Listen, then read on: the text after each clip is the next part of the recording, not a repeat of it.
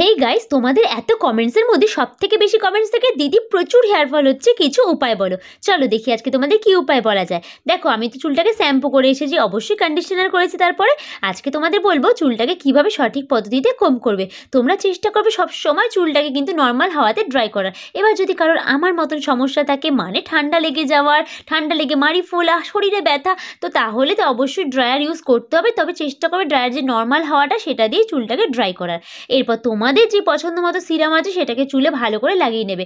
দেখো, সত্যি বলতে হেয়ার ফল হওয়ার অনেক কারণ আছে, তবে এই কম করাটাও কিন্তু একটা কারণ তোমরা যদি ভুলভাবে কম করো তোমাদের চুল কিন্তু অনেক ছিঁড়ে যাবে বা চুল ঝরে যাবে।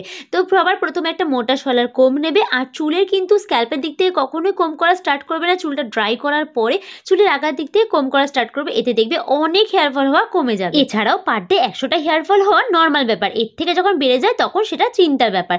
হেয়ার ফল হওয়ার অনেক কারণ আছে। তোমরা যদি আরো হেয়ার কেয়ার ভিডিও চাও অবশ্যই কমেন্টস করে জানিও, তোমাদের সাথে শেয়ার করব। আজকের মতন বাই।